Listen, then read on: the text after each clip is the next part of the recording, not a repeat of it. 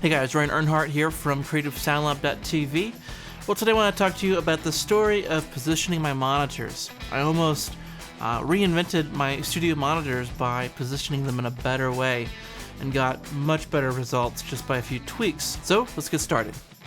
So my monitors for years have been positioned basically in this vertical position where the tweeter is on the top, the sub's on the bottom, and it's side by side of the computer screen. This gave me room for additional monitors on the sides here. So on the side wings, I could put additional monitors, but my main monitors were right there, right in front of me. Overall, I thought it sounded pretty good, but I just wasn't really quite happy with the sound. It was almost like I was getting too much 500, 300 kind of sound. It was kind of boxy sounding. There might have been some reflection going on within the desk and even between the cabinets of the speakers themselves. On top of this is just a really narrow stereo image.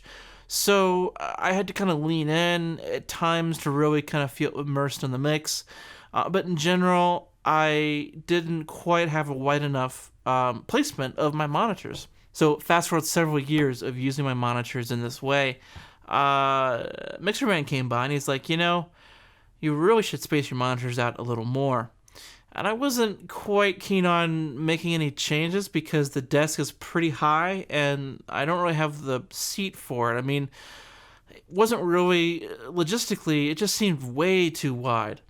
But I realized that, well, I can raise this shelf up and that give me a platform for, making the speakers narrow or wide, depending on whatever the measurement is to get that equilateral triangle.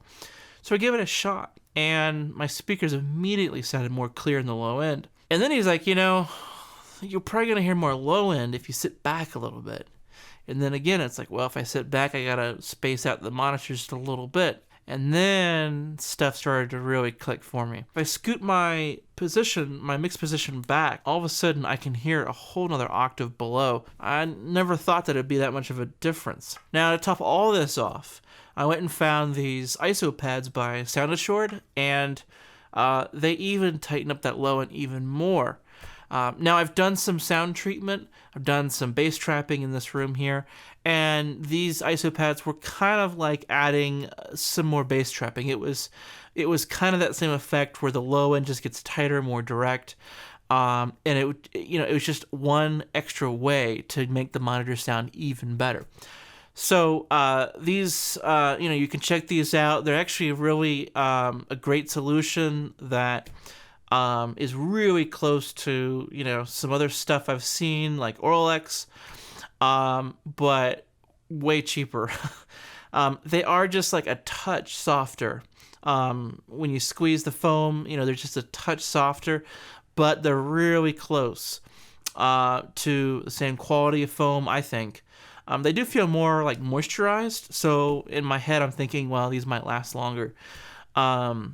But yeah, definitely check those out. It was kind of the final tweak to get the most out of my monitors. I might actually make kind of a TV table to have this interface and just enough room for like a mouse and a keyboard, just so that I can sit back and spread these out a little bit. So I have kind of like two positions right now. One for recording, which is the close, and one for mixing, which is kind of sitting back. Sounds kind of weird. I'm kind of a weird spot. I'd love to hear your thoughts, whether you like to, mix close with near fields, or if you have experimented at all sitting back a little bit from your desk.